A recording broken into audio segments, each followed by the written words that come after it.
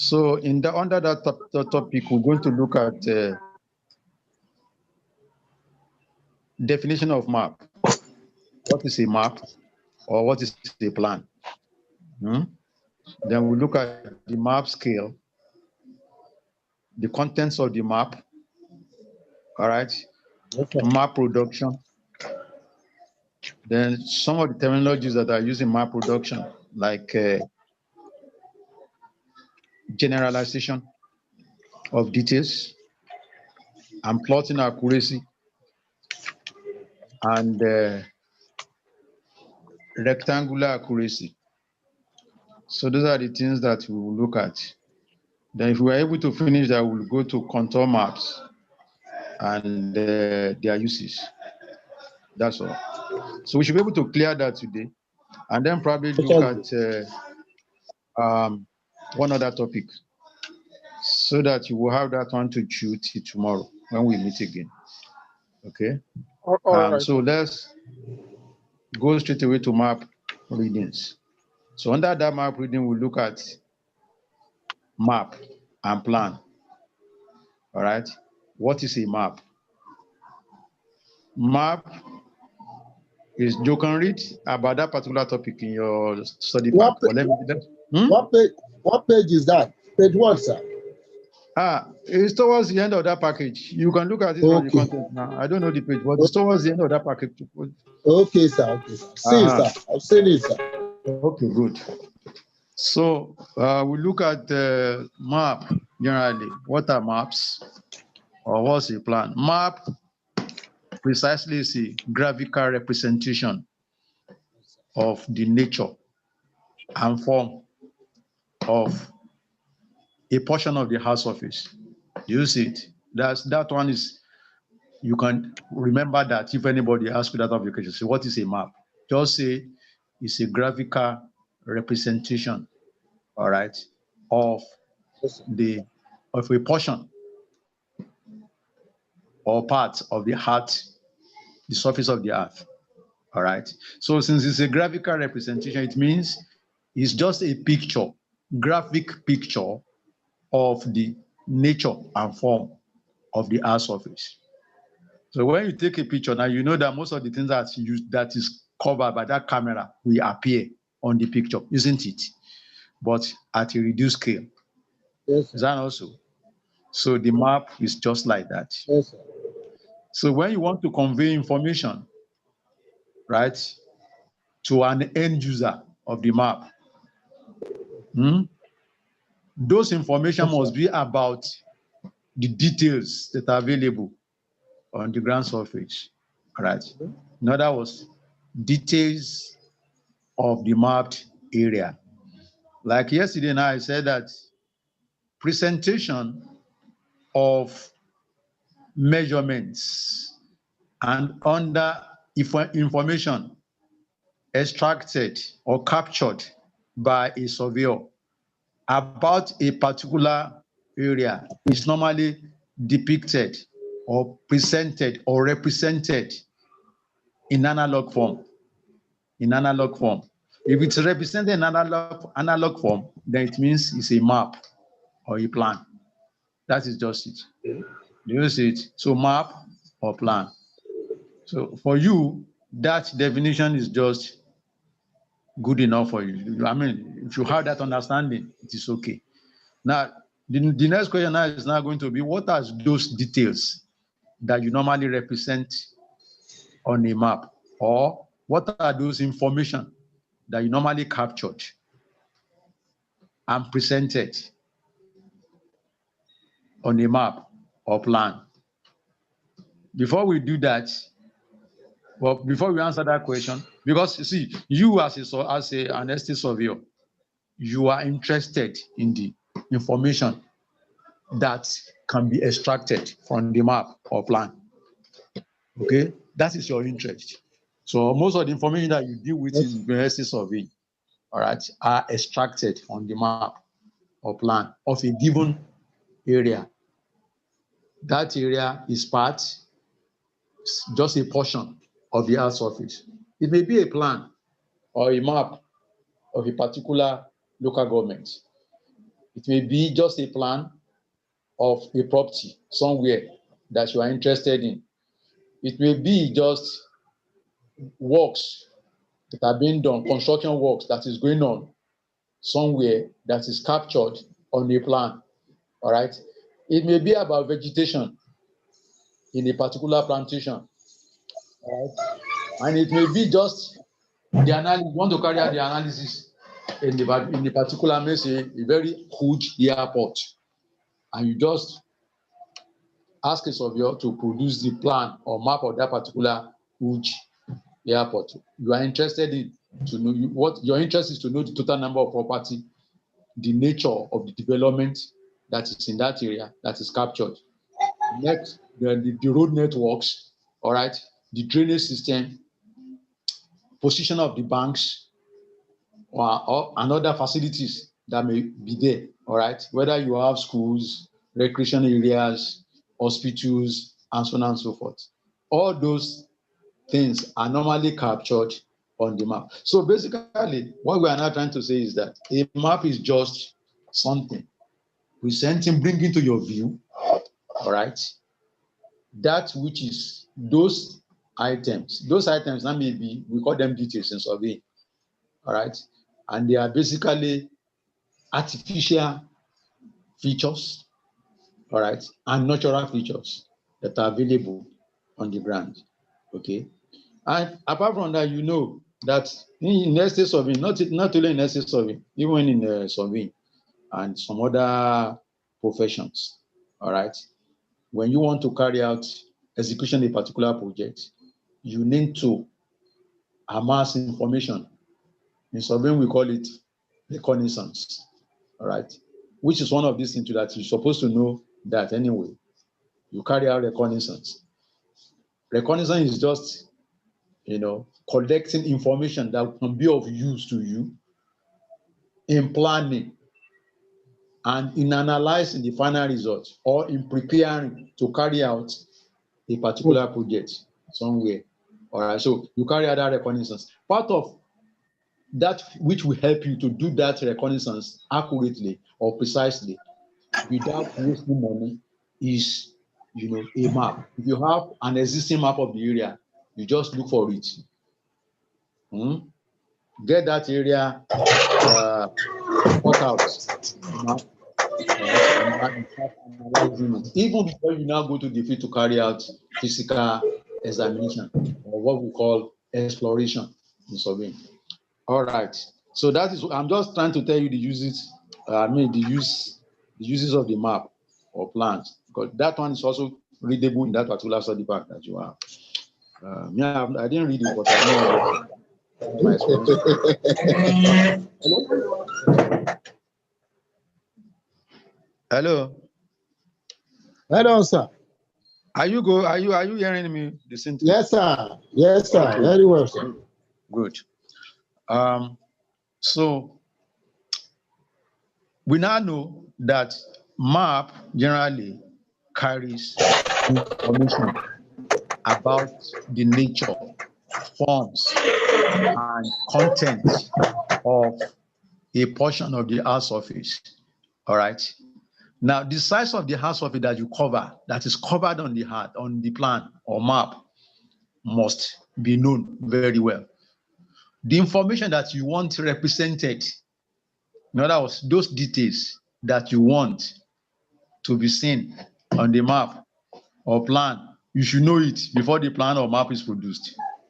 You understand? And some other things. Unlike a picture, the map cannot carry all the information that are, all the details that are available on ground. It's not a picture. And that is the reason in the modern time now, production of a map is linked to area mapping. It's linked to area mapping. As is in surveying, there's a particular branch of surveying we call photogrammetry that we use for that. So when you photograph of an area, the exact photograph taken of an area, it may be ground photograph, it may be space photograph, whichever one you want to use. You can now extract information from those photographs, but not all the information. Those one that you want to be seen on the map or plan. That's another field, specialty entirely in surveying. And that is evolved now. You know, people nowadays, they don't normally want to carry out surveying, big time surveying, all right, to prepare map. Okay. Instead, you use method of photogrammetry now, all right, which is faster, quicker, and well, in terms of precision and accuracy, it is also okay. There are some other aspects of surveying that you link with photogrammetry so as to be able to get as many as possible information about the surface of your interest, all right, so as to meet the desire of so many end users, all right. So that's a big business, another thing. Now, see, the surveyor, you and myself, we are end users of the map. So all we need to know is how do we use the map to serve our interest, so to say. How do we use the map to serve our interest? And that's the reason why you should know the uses of map, which is also inside the particular pack. I've told you that it's the uses of the map is just all about you, all right, knowing what you want and then getting that information. Now, maps are many. Maps are many, all right, but basically maps are classified. Maps can be classified whether it is thematic map. There's a particular map, there's a particular category of map. We call them thematic, Thematic, thematic map. And those maps are specialized map. The other one is topographic maps. That's a general map. If you want to employ information, you can tell me those information that you need in a particular area. As a surveyor, I should be able to go there and extract those information in forms of measurements and now change those measurements to analog form and present it to you as details. All right, we call them map details. So we are not going to, but I want you to know that there are thematic maps and topographic maps. Topographic map basically tells you the relief, the nature of the relief of an area, and that's the one that basically you are taught when you are in maybe first 100 and 200 level in the university or in the polytechnic. All right, and those are the one that I'm going to limit myself to. All right, how do you extract information? Process of extracting information from already prepared map, all right, to serve your own interest is what we refer to as map reading. That's a simple definition that anybody can remember. See, process of extracting. Yes, process of extracting information from maps, already or an existing map, so to say, to serve your own personal interest is what we call map reading. You see it. So that definition you may not be able to see it anywhere, but there's a definition in that particular book. That's your study pack. But anybody, any examiner to whom you give that definition will understand that this guy actually knows the thing. You are not copying it, you are just expressing yourself. That is summary of so many definitions of map reading.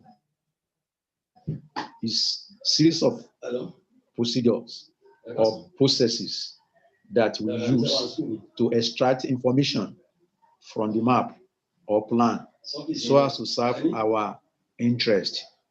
All right, so how do we now carry out map reading? It means every information on the map, we must know how to interpret them. That's the meaning. You see it now. Information in the map, how do we interpret them? See, because when you look at the map now, you see so many things. You see lines, you see points, you see so many kind of symbols, conventional symbols, specialized symbols, and so on and so forth. Those symbols, they start for a particular information. All right. Now, I've told you that there is not all the information that's available on ground that you can capture. So it's only those ones that will serve your interest according to the purpose for which that map is produced. Do you see it now? Yeah. And that brings us to what are those items that we should represent or present on the map? What are those items that should be presented on the map? If it's a topographic map normally shows the relief of a given area, portion of or a particular surface area of the earth. It may be you want to prepare a plan for construction of a property, and before that construction, you must know the size and the entire size of the area of construction. You must know its location. You see it. You must know the configuration of the area of construction. I'm using that one as an example so that you know the kind of information that you actually, if you want to carry out construction now of a particular building or any project, construction project, the area of coverage of the project must be ascertained. Area of coverage. That area of coverage is on the surface of the earth. What is the topography, the relief nature of that area? You want to know it. You want to know the total size and configuration of the project, so to say, so that the amount of land available now should be able to cover whatever the nature of the construction is. You understand? So those are the part of the information that are available. Then again, some you may even go to the extent of telling the texture, the kind of soil that you can find, the kind of rocks, all right, the vegetation in that area. Okay. Some may even want to show you whether that area is already developed, your area of concern, whether it's in the city, the location. What are the facilities that are available in that location? Do you have a good drainage system, power supply, water supply, schools, facilities, educational facilities, recreational area, and so on and so forth? So those information are readily available on the app. The available network of roads, all right? Those are the things that you estate valuers normally use to quantify the cost of any project. I know that very well. When you see an house, a particular house is available in the village, you want to know how far is that village from the city. Is there any road that is available to that place? Do they have power? Do they have lights? Do they have water, carbon water? Is the place accessible by road? How far and how quick can you get to the place? All those things, tells you how to quantify or to cost that particular building. All right. So those are the information. These information are readily available on maps. But as I said, they are represented with symbols. And that is why we have conventional symbols. You will see that under that particular topic, where I have conventional symbols. We'll be talking about that later on. It's available in that particular study part that you have. All right. So that is that. So the information, the details that is readily available on the map is a function of the purpose for which you want to use the map for. It's a function of the purpose of the map. All right? Because it's not all the information that are on ground that is essentially depicted on the map. So those information that are very, very essential for the end user are those ones that are represented on the map. And that's the reason why we have thematic maps, specialized map that only focus, they are designed to address topical issues. All right. So, but we are not going to that today. You just need to know it.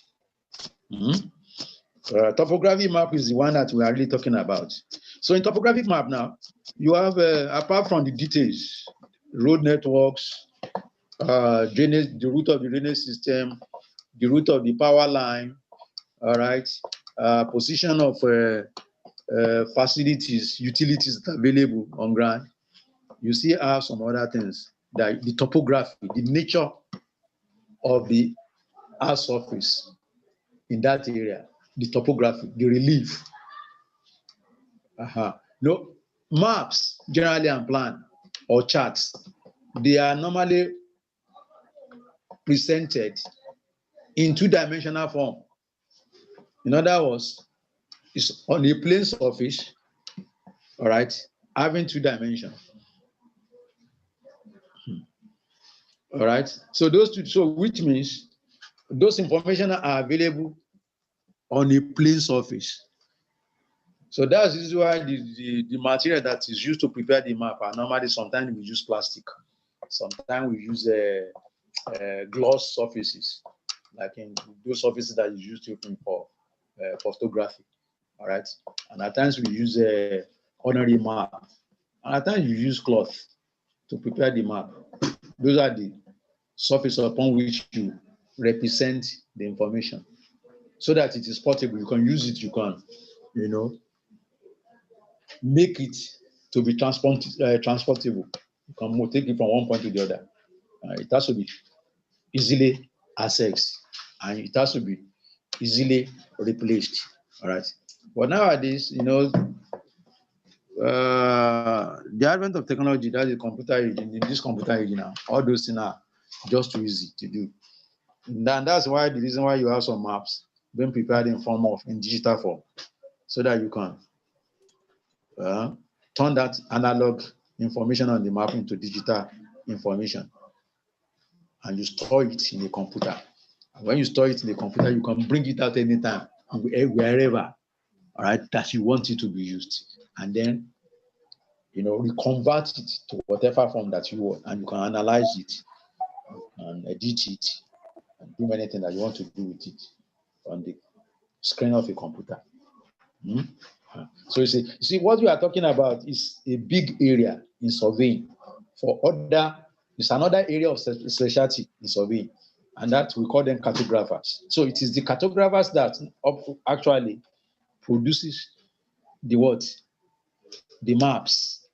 But if it is just a plan of a given area, survey plan, exploration plan, all right, a surveyor can do that. You just sit down and prepare, acquire your data. You go to the field, acquire your data, which are just ordinary survey measurements, all right, and then you process them. You turn them into coordinates of the details that are available on ground, all right, and then you draw it. So what am I trying to tell you? I'm trying to tell you that most of the information that are available on map are acquired by way of measurements. And these measurements, like we said yesterday, are in form of angles, distances, and heights. All right. These measurements are now used to determine the coordinates of individual points, all right, or individual details on the map. And now those details, you conventionalize them. That is, you turn them into symbols. So in surveying, we have different kinds of symbols. We have area symbols, point symbols, line symbols, on and on like that, using different kind of colors. Apart from the symbols, you also mix it, combine it with different type of colors: blue, yellow, red, black, and so on and so forth. So both those colors also depict carries a meaning of different kinds of information. All right. So, but all those things are available in the pack that you have. So you can read that one up, or you've been taught now. Just running summary of what we've been taught before. Okay. But you see, I saw a particular question somewhere, a past question. And that question is asking, state, you can write it down. State about just give 5 to 6 uses of a map or plan? The answer is in that study pack. You will see it there. It's a question. So that question is very common. Eh? The question is breaking. I say, can you recap the question again, sir? Okay. The question at times may be state general uses of a map or plan that you know. Uses of map and plan. Just call the topic uses of map and plan. It's in that study pack. You will see there. They give so many itemize some uses of map and plan there. You can read it up. But from what I've talked to you so far, you will see that you can get those uses as you use it in your own profession, not as it is used by other engineers or surveyors or geologists or even farmers or these people. What's the name of this GIS specialist? But what do you use a map for in estate surveying?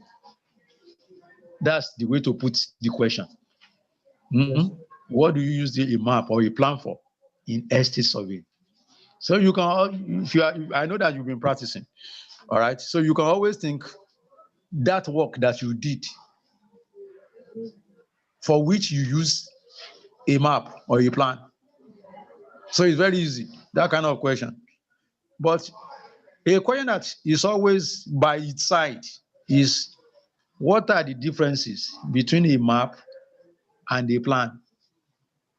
The question will be itemize the differences between a map and a plan, or identify the major differences between a map and a plan.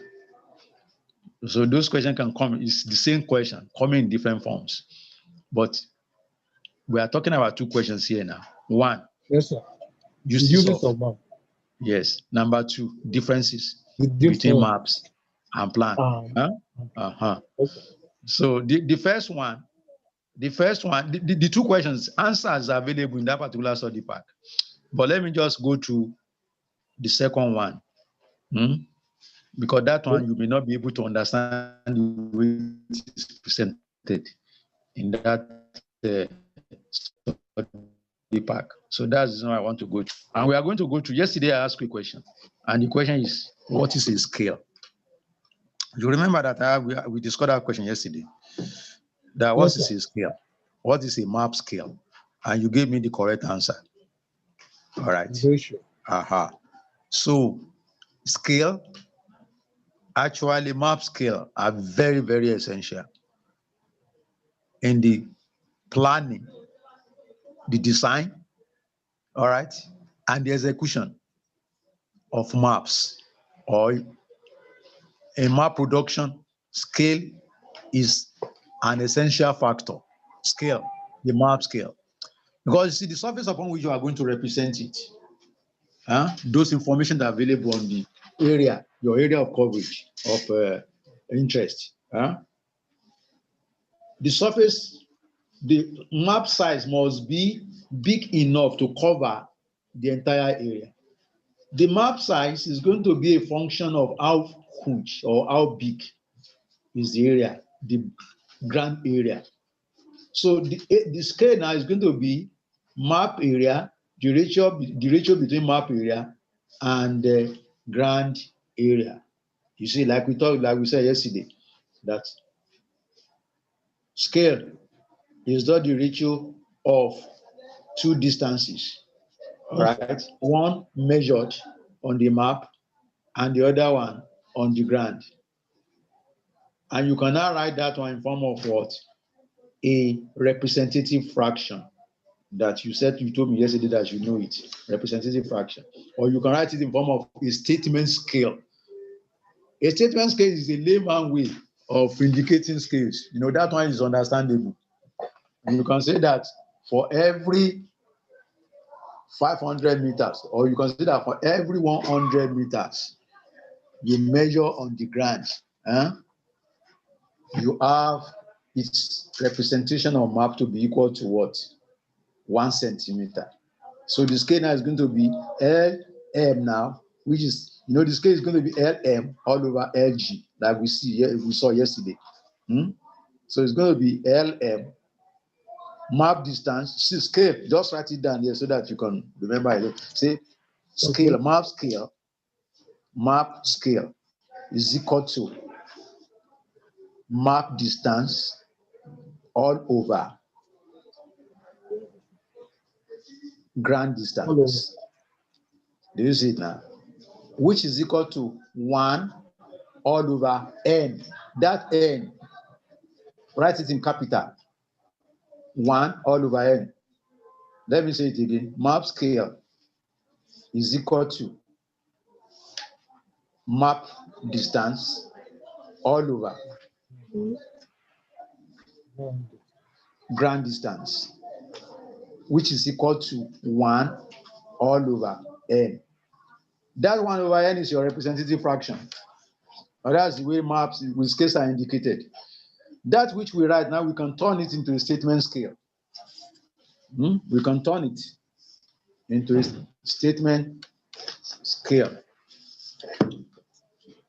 What difficult that to teach that come out.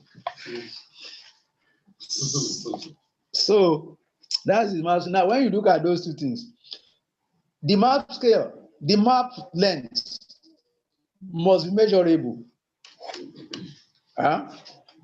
In this kind of a scale, if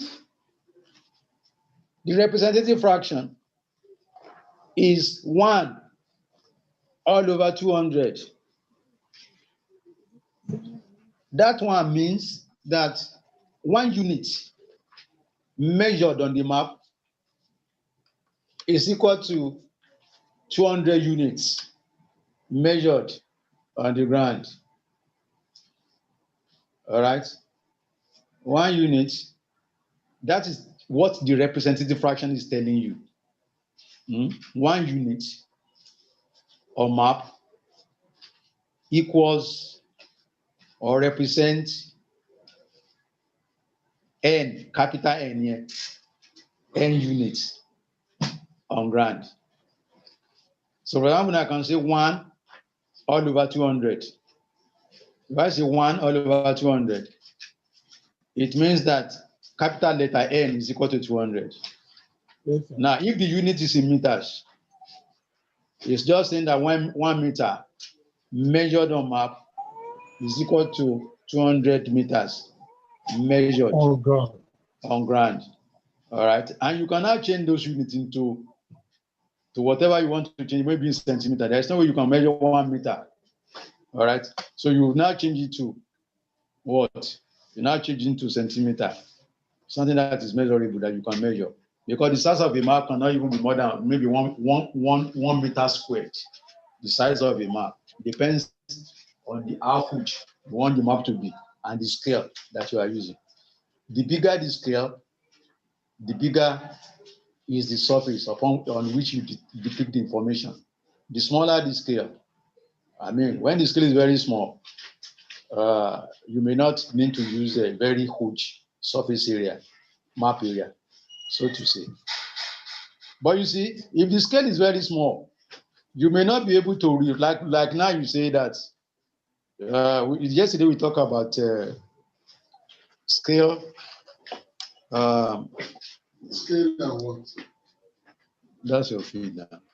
Yesterday we talked about scale. Our band office. Like yesterday we talked about classification of scale. We talk about small scale, medium scale, and large scale. Yes. So most of the time, you see the map that we see almost everywhere are manufactured with medium or large scale. All right. You cannot use a small scale for production of plan.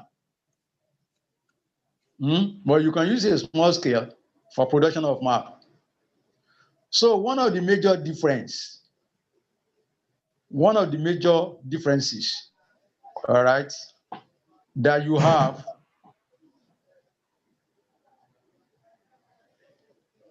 or a major difference that differentiates a map from a plan is the scale.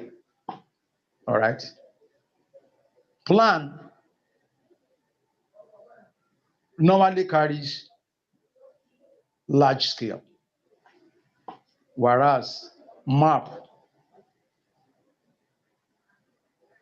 carries either medium scale or small scale. So it's a major number one difference. So if the scale is large, it means that you cannot accommodate so many information on the plan. Do you see it? The larger the scale,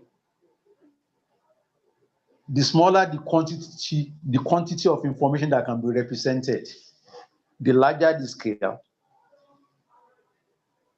the smaller the quantity of information that can be represented or depicted on the plan. All right. And so from that particular inference, you can now see that plans are used to represent information in thematic when the purpose is to provide information, all right, specialized information, you use plan. That is exactly what I'm trying to tell you. Specialized information. Okay. Yes, those are thematic maps.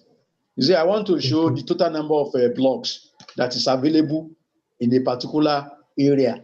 I'm interested in the total number of house or total number of houses in a particular community, maybe in a layout. You understand? Okay. So layout is going to be the information that will be available on that plan. So on that layout, I should be able to show the area of each layout. Do you understand now? I'm not interested in any other information that is available. That is a specialized plan. And the scale has to be what? Large. You cannot do that with what? With a small, depending on the total area anyway. Okay? So that is one of the, so scale is the most important thing that differentiates a plan from a map. Plans are normally, hello? It's not clear. Hello? It's breaking. Just breaking. Okay, but you can hear me now. Yeah, I can hear you, sir. Okay. So have that one as one of the factors. Number two factors is the amount of information that are available, either on map or plan. All right.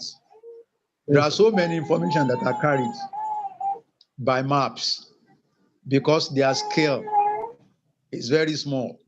You can depict as many as possible information. All right. But one thing is that the information must be readable on the plan or on the map.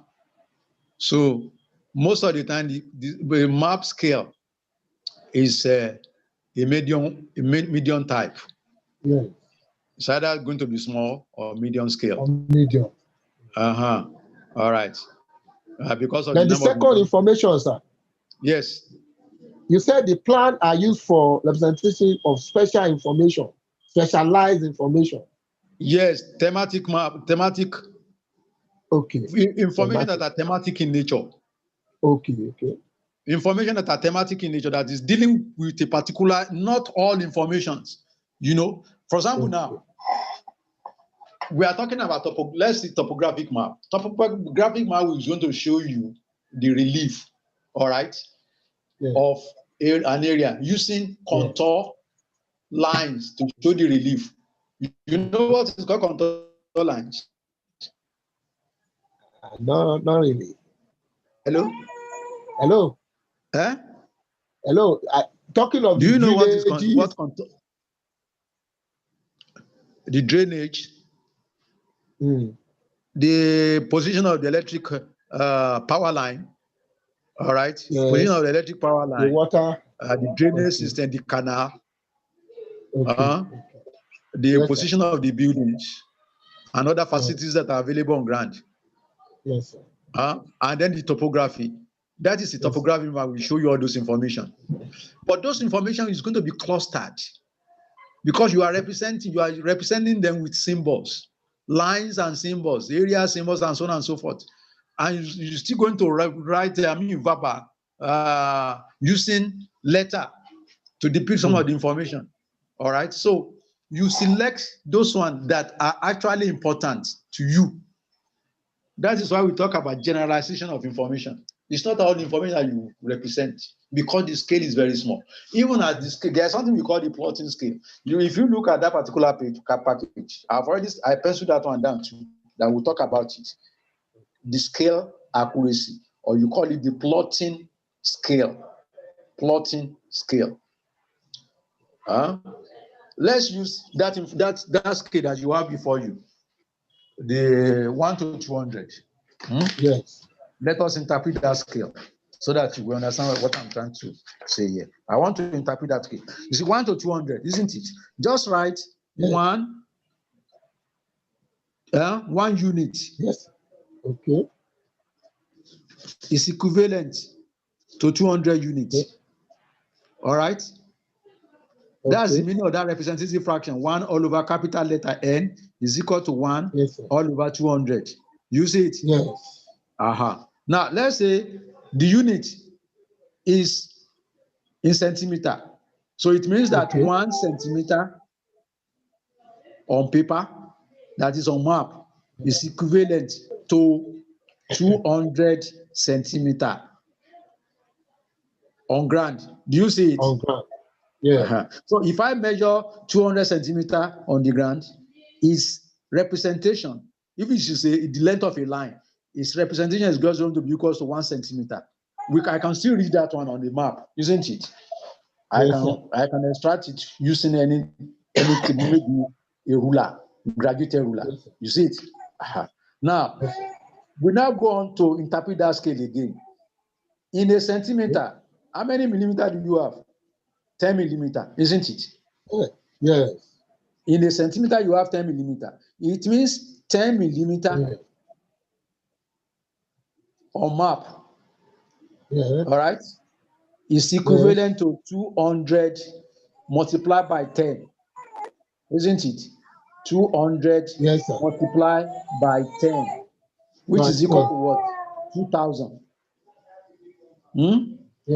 millimeter. Yes, sir. So for every 10 millimeter, you have 2,000 millimeter. All right. I can now find what is equivalent to 1 millimeter. Do you see it? 1 millimeter now, on paper, will just be equivalent to 2,000 millimeter divided by what? Divided by 10. Oh, God. And that will be what? Yes, sir. 200 millimeter, isn't it? So you see the unit now is in millimeter. Do you see it? It's the same scale. Yes, sir. I've just changed it to millimeter. So 1 millimeter is equivalent to 200 millimeter. Now, you see, your eyes, if you have a very good eye like any other human, any common human being, a man or a woman, you can read 1 millimeter. But even though 1 millimeter is very small, isn't it? Very small indeed. But we can still read it on the map. Yes, sir. Most time people want to use a glass, reading glass, or a microscope, something that can expand that thing so that you see it very well. You see it. So 1 millimeter is something we assume that it's readable. But anything now, it means that half of a millimeter, which is 0.5 millimeter, you see it, will just be equivalent to what? 200 divided by 2. That'd be 100 millimeter. 200 by 2. That'd be 100 millimeter, isn't it? Yes, sir. Yes, sir. 4.5 is still readable, even though small. But if you go below 0.5, you may not be able to see it again on the map. Mm. Do you see that? That 0.5 Yes, will not be readable. So there is a standard that we normally say that it is readable, and that is 0.2, 0.2 of a millimeter. We still assume that it is readable. Anything less than that, you may not be able to see it. Now let's find 0.2. 0.2 will be 200 divided by 10, all right, times 2. And that will be 400 divided by 10, which is equal to 40 millimeter, isn't it? So in that scale, the scale that we have, it means that 0.2 millimeter on paper should be equivalent to 40 millimeter. Do you see it now? Which is equal to how many centimeter? 4 centimeter on ground. Do you see it now? Now let me and you let's reason together. The interpretation now, it means that anything, the size of any ground detail, the size of any ground detail, which is just equal to 4 centimeter, will be represented on the map by a line of 4.2 millimeter. Yes, sir. Is it clear? Yes, sir. Is that clear? Yes, sir. It's clear, sir. Any ground detail, the size of which is 4 centimeter, will just be equal to 0.2 millimeter on paper. Do you see it now? On paper. Yes, sir. Now, yes. If there's any ground detail, the length of which is less than 4 centimeter, you won't see it on the map. Do you agree with me? Yes, sir. Yes, sir. Yes, sir. That is the plotting scale. The plotting scale. So the plotting scale is the magnitude of the length of the detail that cannot be represented at a given scale. Do you see it? And that is why we say the scale determines everything. So if I'm going to carry out survey of an area, I have to take this one into consideration. In selection of the instrument for measurement, in selection of the methods of measurement, and in selection of the accuracy of measurement. That plotting scale is very important. So we use this one to select those materials that we can represent on the map. All right. Once the size is too small to be seen, to be recognized on the scale, there's no point representing it. Do you see it now? Yes, sir. Once the size of the detail is less than what is representable, you just ignore it. You don't use it. Is it clear? Yes, sir. Hello? All right. Yes, sir. So, I'm with you, sir. Yes. Yeah. And that is the reason why the scale is very important. All right. And that is the reason why what you have on the map is determined by the purpose of the map. Okay. So maps are used for general purpose, for depictions of general informations. That's one of the differences. That's one of the differences. Maps are used to depict information that are general in nature. Do you see it? Whereas plans are used to represent information that are, specialized, thematic in nature. Is it clear? Yes. All right. So those are the major points that can be used to differentiate a map from a plan. Okay.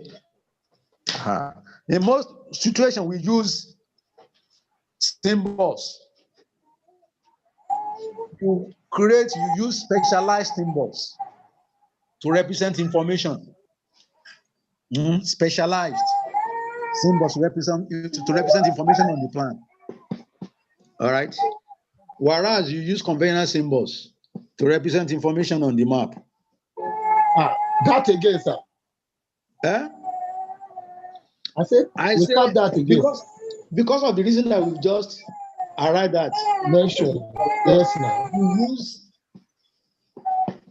general symbols, conventional symbols, general conventional symbols to depict information on the map. Whereas for plan, you use specialized, customized symbols. When I say specialized, I'm talking about customized symbols. The legend of which you have to provide. Do you see it? Okay, sir. That's all. So you can get as many as information, but those ones that I just mentioned, they are very important. It's not everybody that understands that. You see, those information that are just given to you. So that is about differences between maps and plan. Yes. We've talked about plant usage. Now, the rest of other things that are there, you can, but those two questions are always very, very common. That's the reason why I addressed them. Okay.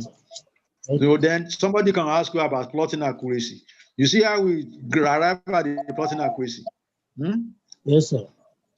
Let me show you how to calculate the plotting accuracy again. See, the plotting accuracy, listen, yes, plotting accuracy of a scale.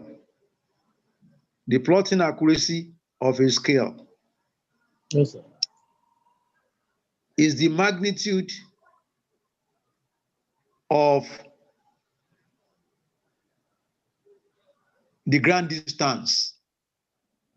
Magnitude of the ground distance. Are you writing? Yes, sir. Yes, sir. That is equivalent to 0.2 millimeter on the map. Let me repeat it again. I may not be able to repeat it the same way I said it because I'm not looking for it. I'm not having this thing. There are so many generations, but that's the way I understand it. And that's the way I want you to understand it. That the magnitude, the plotting scale or the plotting accuracy of a scale is the magnitude of the ground distance that is equivalent to 0.2 millimeter on the map or plan. That's all. So anything smaller than that plotting accuracy will not be seen. Even when you commit error that is equivalent to that, it is not going to appear on your plan or map. You see now? So any detail that it the size of which, the magnitude of which is less than that plotting scale or plotting accuracy, you don't have to pick it up because you won't see it. It's not going to appear at the map scale. That is very important. All right. And with that, you also choose your preparation of your symbols and so on and so forth. The conventional symbol, you choose the appropriate conventional symbols and so on and so forth. And that is all. As far as what are the details that can be extracted from map? You can extract elevation, if it's a topographic map. You can extract the height differences between ground points. Height differences between ground points. You can measure the distance between them. You can also extract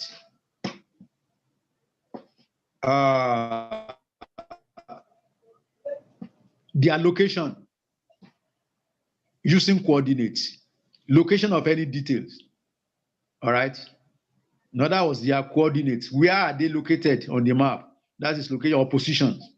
You extract their coordinates X and Y or E and L. The distance between two given points, the distance, horizontal distance between two given points, or the slope distance between two given points, or the direction of one point to the other. Those are the information you can extract from her. You can extract the configuration of any map detail, the shape, the size, the location, all right, relative positions of those information. All these are used All right. When we talk about map reading, they are all extractable information from the map. Sakar, are you there? Yes, sir. Yes, sir. Okay. I'm with So you, sir. okay. So that is it. That is about map. Now contour map. I don't know whether you are taught contouring when you are in school, or you are conversant with contouring. Contouring, that is CONTOURING, contouring or contour. Contour is just one kind of symbol. It's a line symbol. And it's just lines that are drawn on the topographic map. All right. To connect points that are of equal elevation. Do you see it? So they can ask you, what's the contour? What's the contour line? Contour lines are Contour lines Contour line is a line. line. It's a line symbol drawn on a type of. No, drawn on a topographical map. Now, to connect elevation. To connect points of equal elevation. Do you see it?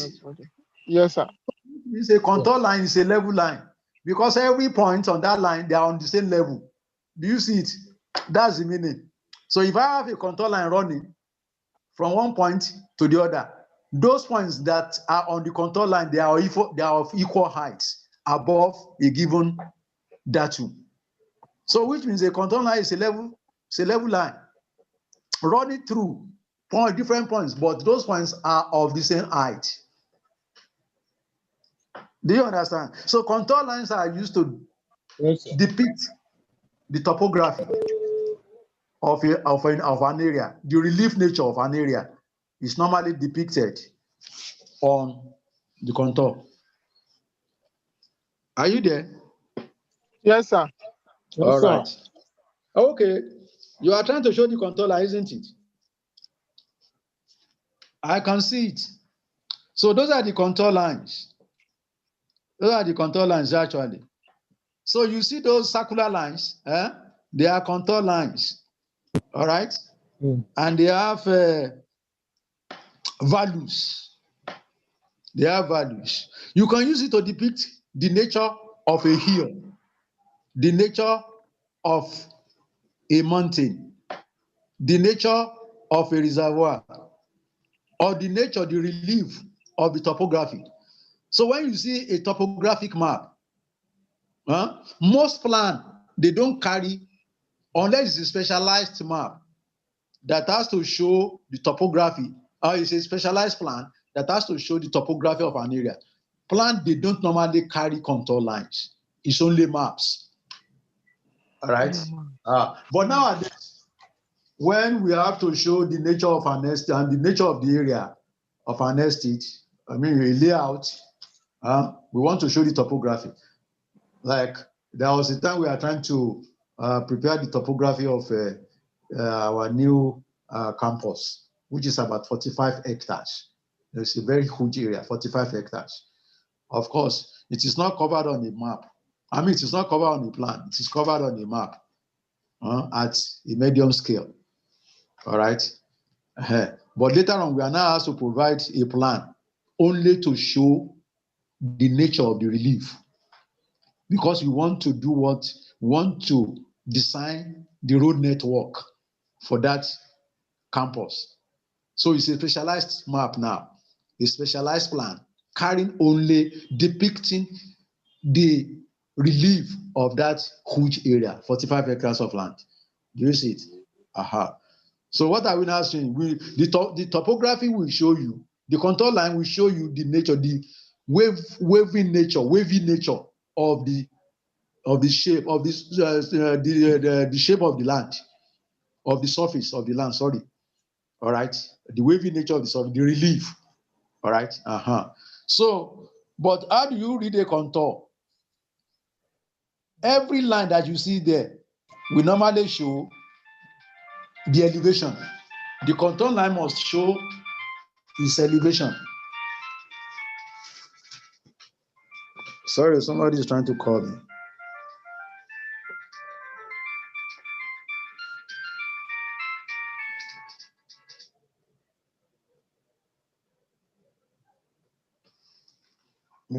I'm not available, Mr. Jai. I'm in a meeting, please. When I finish, I will call you. All right. So, sorry, somebody, one of our lecturers is just trying to call me. Sorry. Yes, sir. Yes, sir. So, that is so. Contour lines normally come with their elevation. They will show you the elevation, just small values written on it. So you have what we call contour interval. And contour, since they are connecting points of equal height, you can never see any contour line, all right, intersecting. Never. Because they represent different levels. Do you see it? So the contour interval will show you the vertical distance between those contour lines. That is what we call the contour interval. All right. Like a particular elevation above the datum may be 5 meters. The next one, if the contour interval is 1 meter, it means the next one will be, depending on the direction. If it is an elevation, it's going to be 5, 6, 7, 8, 9, 10, on and on, like that. But the contour interval that we normally use about 2.5, 5 meters, 2.5, 5 meters, on and on, depending on the purpose for which you want to use it for. So that is about contour lines. You see, contour lines is nowadays drawn with computer. It's computerized. All right. So once you carry out the data acquisition, the data that are used to draw contour, the contour map are basically heights, are basically leveling operations. When we meet tomorrow, we'll talk at length about leveling, because I've seen one question that is on leveling. So I will use that question tomorrow now to address that particular issue. All right. That's so, but you can read about contour line, contouring, Okay. or contour maps. So a map that is carry contour lines is a contour map. Most of the time, such maps are topographic map, and they are used by building engineers, civil engineers, estate surveyors. All right, especially when you want to plan for construction activities. If you have a project which is construction, either road construction, estate construction, building construction, anything that you are constructing on ground, so far it is going to occupy space on ground, and the space must be designed in such a way either to move water from one place to the other, or to just either you want to create a plane surface or a slope surface or whatever. All right, you need to show the contour line. So once the contour line are shown, you'll be able to do the analysis of this surface of construction and do some calculation, like carrying out volume of artwork computation. You know what is called volume of artwork quantities? Do you know that? Hello? Hello, sir. I said, do you know what is called volume of artwork quantities? No, sir. You've never done it? You are not taught when you are in school. Okay. There's something like that. That is what you use a contour map for. The design of roads, the design of canal, the design of drainage route. All right. These are the things that I use a contour map for planning and design and construction. of those things that I just mentioned. Roads, canal, drainage system, power line, reservoir, on and on like that. If erosion is troubling a particular area, you want to manage that erosion effectively. Guard the water, all right, so that the surface is not going to be highly eroded. You prepare the contour map of that area, and that contour map now can now be used to plan, to channel the water from one point to the other without necessarily destroying or distorting the surface.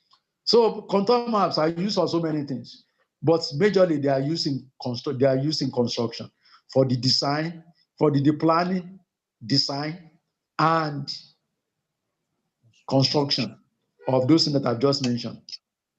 Drainage system, canal, roads, anything that is linear in nature, reservoir, and so on and so forth. Even in your house, you know, when you say you want to do your what? Aesthetic design. What do you call it nowadays? Sockaway. Sockaway. You want to determine the volume. You know, you need to do some excavation and refill it. You know that. Yes, So sir. you can use the contour line. I mean, a contour map to do all those calculations. That is what we call the. That's what we are referred to as the volume of earth quantity.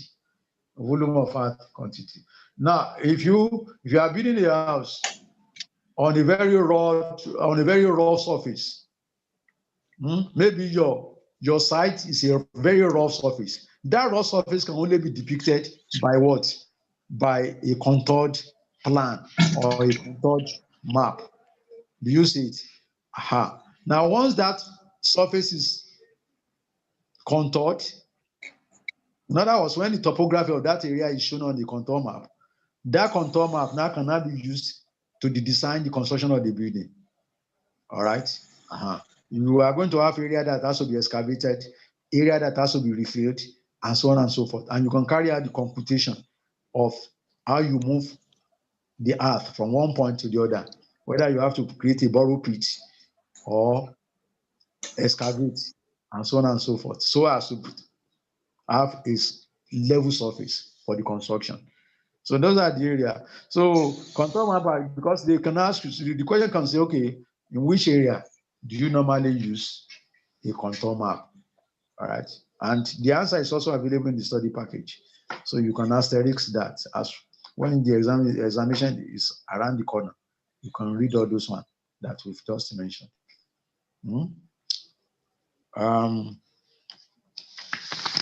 That is that for about. So we've covered map readings, all right, and contoured map and their uses. Okay, it's inside that study pack. You can see it there.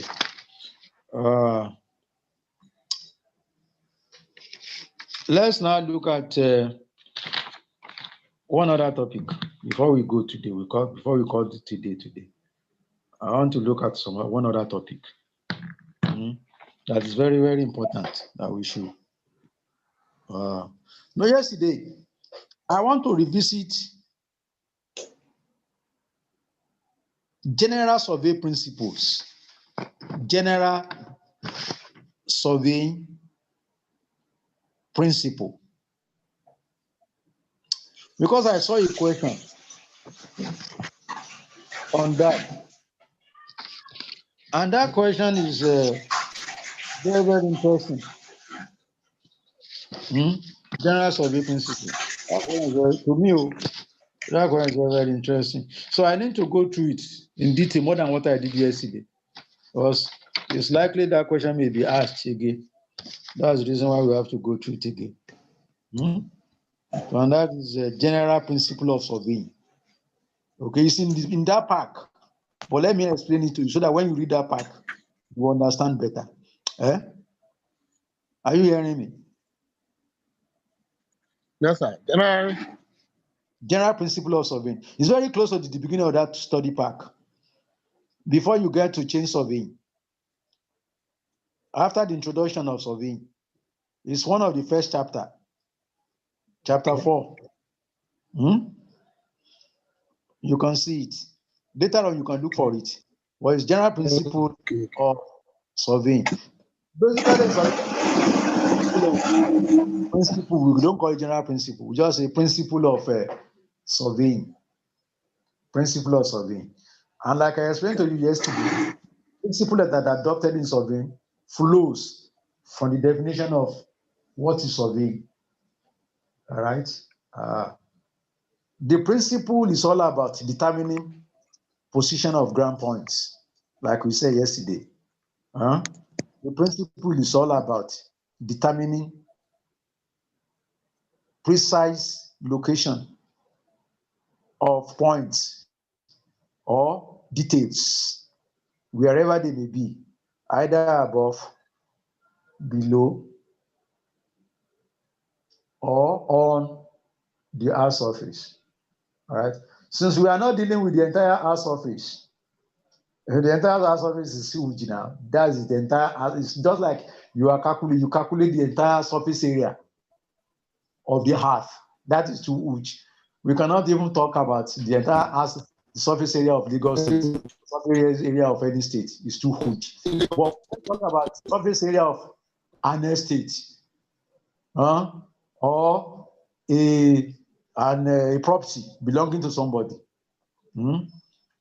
All right. So which means, where is the location of that particular property? Where is it positioned on the general surface of the earth? So which means you have to determine its location relative to some other property, either that have been in existence or relative to a common origin somewhere. All right. So once you understand that definition, we can now actually talk about the principle of surveying. One thing, the principles are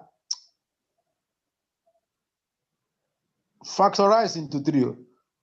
No, they are recognizable using 3 factors. Okay. The first principle,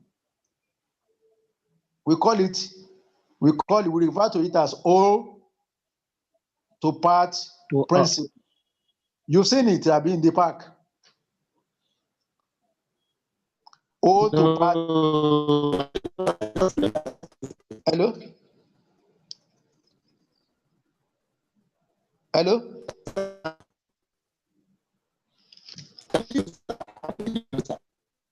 Hello? You cannot hear me? We are with you. I can hear you, sir. Somebody is trying to. Hello. All right. See, principle of O.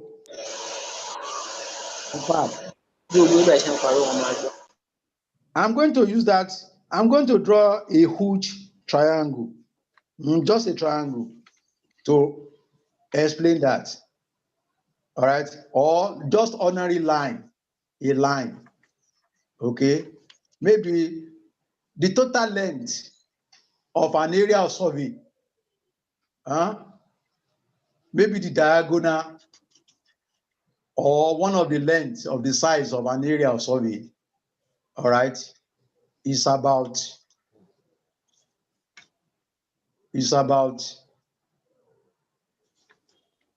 200 meters. 200 meters. You see it? That 200 meters, if you have a electronic distance measurement instrument, you can measure it once. We have instruments that can measure, say, 5 kilometers, 10 kilometers, 15 kilometers at a stretch, depending on how powerful the instrument is. We call them electromagnetic distance measuring instruments. All right. But here, let's use a tape. a distance which is just about 200 meters, and what is available to you is a 50-meter tape. 50-meter tape. Use it, which means that distance, 50 meter, you cannot measure it once. You have to measure it at least 4 times, isn't it? Because when you divide 200 by 50, you have 4, isn't it, as your answer? So so the first thing you want to do is to locate the terminal point of the line, isn't it? You locate the terminal points of the line that you want to measure, and you monument it. You mark it out on ground. Okay? You mark it out on ground, the terminal points. Once you mark it out on ground, that line must be a straight line. So which means intermediate points between the terminal points must be on the same line, straight, without any deviation from a straight line. So you carry out what we call ranging in surveying. You carry out ranging just means aligning all the points that are supposed to be on a straight line, aligning them, bringing them into perfect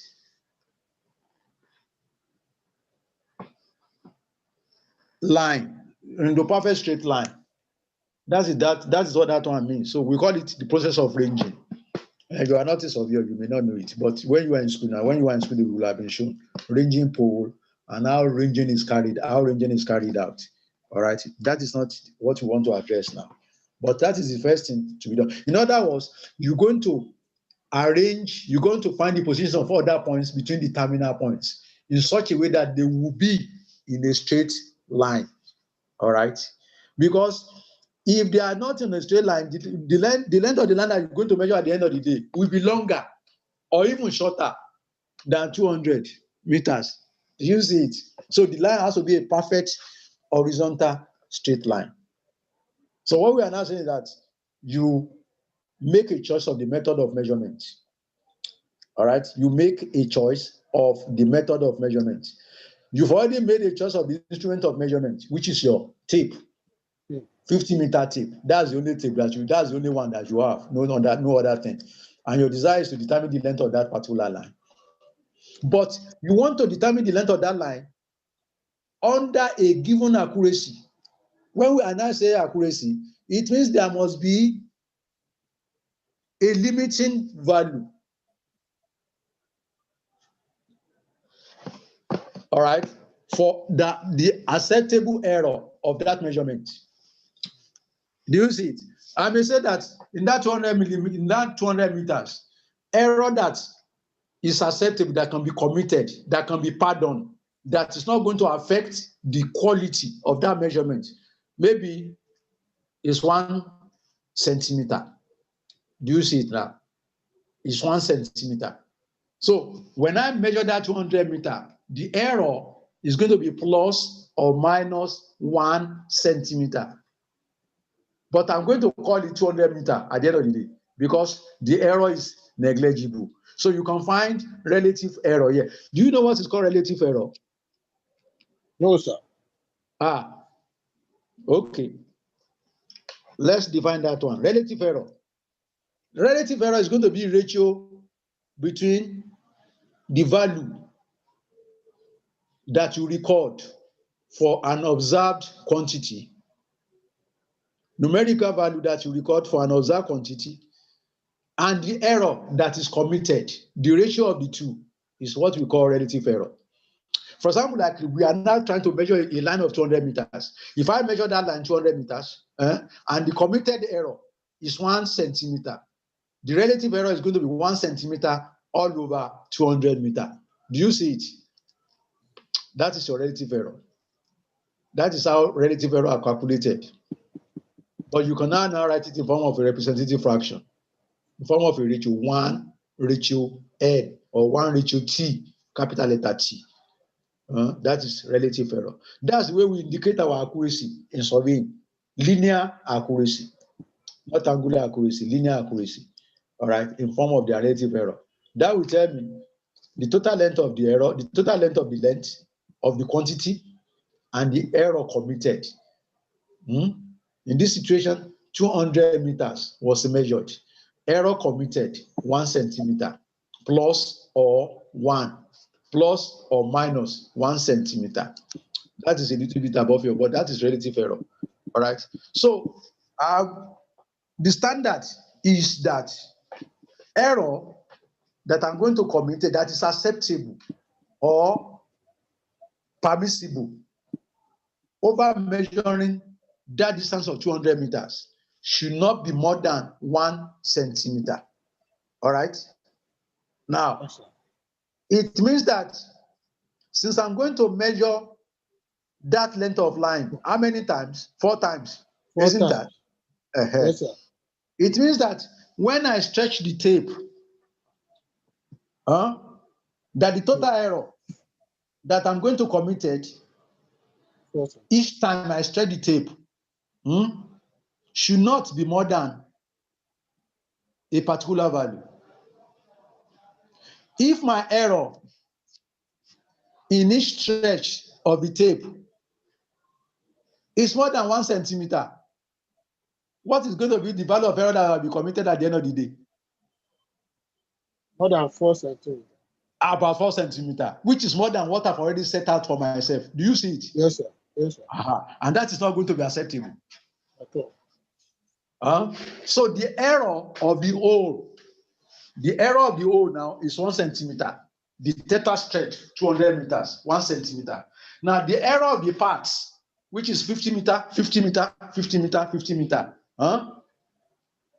it's not going to be, because it's going to accumulate. You yourself, you told me that the error is going to be 4 millimeter. 4 centimeter, isn't it?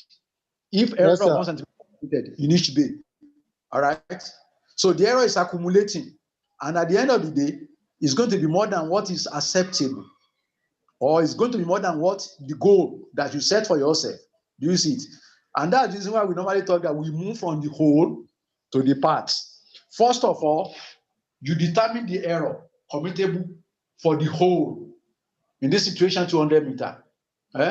And use that one to determine the error that you're going to commit for each part. 50, 50, 50 meter in 4 parts. Do you see it now? So the total error committed 4 times for each part brought together should not be more than the total error committed for a whole. That is the principle of whole to what? To parts. To the part. So it helps us to guide ourselves. We set a target, my accuracy is so, and how do I achieve that accuracy? Whole principle of whole to the part will help us to do that. Do you see it? You understand it now? Yes, sir. All right. The second principle is independent check principle. You will see it in that particular package under general principle of surveying. Independent check accuracy. The way it is written there, you may not understand it. That's the reason I choose to explain it to you in a way that a layman should understand principle of surveying. All right. Don't forget that in surveying we are using what? Instruments, isn't it? Yes, and I told you, for us to carry out, for you to carry out any measurements, okay, there are some components that are required. For carrying out any measurement at all, there must be the observer, the person who is going to determine that measurement, who is going to carry out that measurement. We see a surveyor, professional surveyor. All right. Yes. There must be the instrument to be used. Second requirement. The third requirement, there must be a method to be applied. All right.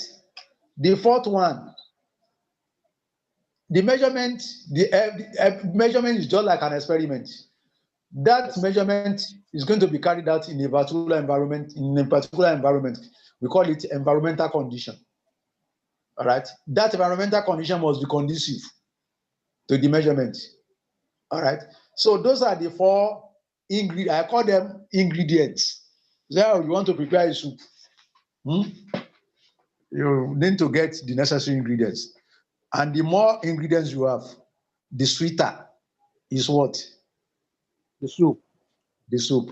And you must have a recipe of how the soup is prepared. That's the method. You understand that? So you make a choice of the available based on the instrument that you have.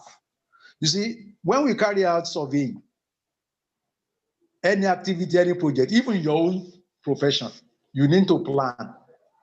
You need to design. All right? Design is part of planning. All right? And then you execute. And then you write a report of what that you analyze all the processes that you've gone through. And now talk about whether you actually achieve the purpose of that particular project or not. All right? And you want to do all that under fair costing, fair, and we call it the economic aspect of the project. All right? So you don't want to spend too much unnecessarily, and you want to get a very high standard. The goals that was set must be achieved under minimum of fair cost. All right, that is the economic aspect. So all those things tied together now. All right. So in surveying, when we see all that, we have an instrument. That instrument must be used to achieve the accuracy of measurement. All right. We must choose appropriate method of measurement, and we must choose a conducive environment and a skilled observer. All those ingredients must be present. So for us to do that, the quality of the measurement, that is the accuracy of the measurement, must be known even before you leave the field. Hello, Mr. Ajayi, mo sọ fún pé mo wà níbí kan mo ń ṣe lecture. Ó kù díẹ̀ tẹ́ bá ṣe lè dúró kẹ́ dúró. So, second principle, now we call it principle of independent check. See, every measurement you carried out on the field, you have to check for their truthfulness. Like you tell me yesterday, that the difference between an error is difference between the true value and its estimated value. That's the error. So you have to check whether that measurement is actually true. But I've told you yesterday that there's no true measurement. Every measurement always comes with error. But that error should not be systematic error. It should not be blunder. It can only accidental be error, which is always very, very small. And it's even compensative. It can be positive, it can be negative. All right. Oh God. Sorry, please. Somebody's just Aji.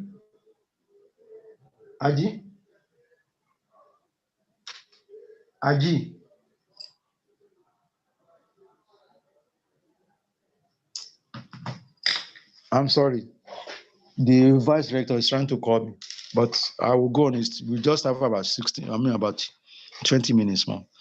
So, in this situation, independent check, for you to have independent check in any measurement, you repeat the measurements. So in surveying, we don't work on just only one measurement, an estimate of a particular quantity.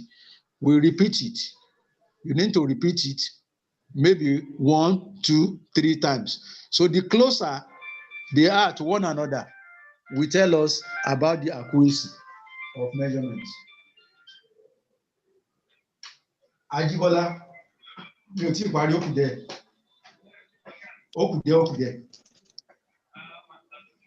Okay. Ó kù díẹ̀, mo wà ńbẹ̀. All right. So independent check. Every measurement must be supported with independent check. Independent check means now repeating the measurement many times as possible, so as to be sure that there is no error in it. All right. if you carry out measurement of a line, maybe the line is just about 100 meters. You measure it the first time, it gives you 100 meters. You measure it second time, it gives you second 100 meters. If you measure it third time, it gives you 100 meters. The possibility of error being there is very, very what? Minute. Minute. Because you can see, unlike when you just have one single estimate, when you have one single estimate, you don't know whether there's error or not, isn't it? But when you now have two estimates of the same quantity, you compare the two values. If they are very close to one another in magnitude, all right, you now say, okay, this measurement is good. But if they are not equal, maybe you say the first measurement 100.5, the second measurement 101.0. See the difference between the two. It's too huge. So you now start doubting whether the first one is not correct or the second one is not correct. Something must wrong. It must be wrong somewhere. Maybe you now carry out the third one. So in the third one actually will now show you whether the first, second, which one of the two, the first two that is not correct. That is providing provision of check, independent check by repetition of measurements. So there are so many ways where we produce check measurements in surveying. Self-independent check. That's the second principle. The third one here is that I told you yesterday that we normally move from control points. There must be established control points on ground already. So no surveying starts, no surveying is carried out in isolation. There must be an origin for the survey. All right, we call them control. I talked about it yesterday when I was talking about monumented control stations for vertical control system and horizontal control system that we mentioned yesterday. All right, so surveys like traversing, triangulation, trilateration, even chain surveying normally runs between control stations, so you can control, all right, all the measurement. So those are the last one is the economy principle of economy. You don't have to spend so much time, so much money, so much effort unnecessarily on something that is not actually going to improve the quality of your work. All right. So that is the economic aspect of surveying. Okay. You don't have to spend too much money. So the accuracy that you set out to achieve must be commensurate with the purpose of the service. Do you see that? That's the way I can put it. The accuracy of survey that you set out to achieve must be commensurate with the purpose of the survey. You see it? That's the only way you can be fair to the cost of carrying out the project. That is all. Those are the four things that you need to measure, and those factors are mentioned. They are mentioned in the pack. You should be able to understand it. Huh? All right.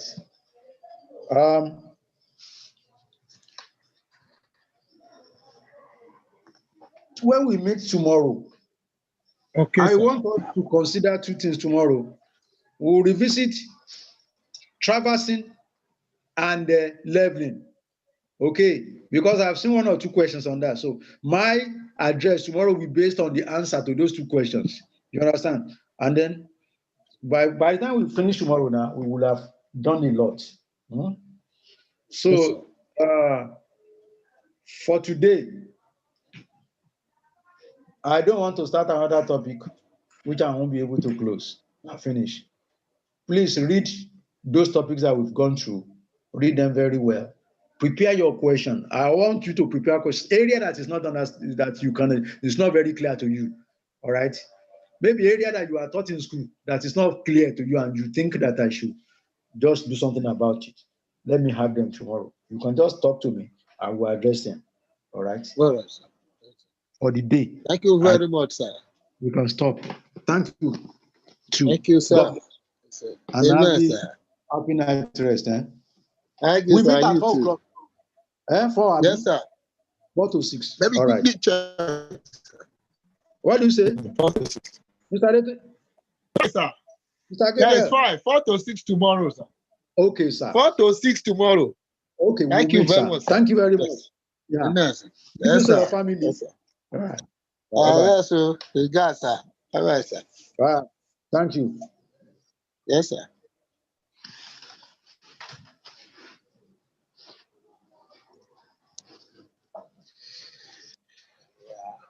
I'm good. Good.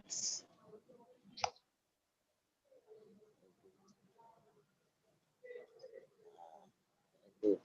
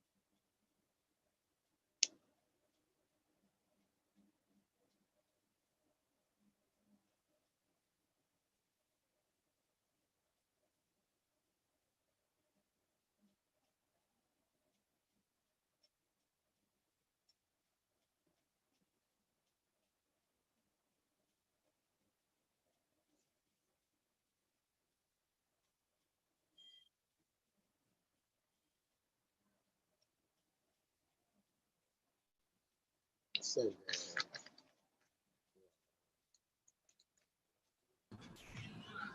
Hello. good evening, sir. Yeah, good evening.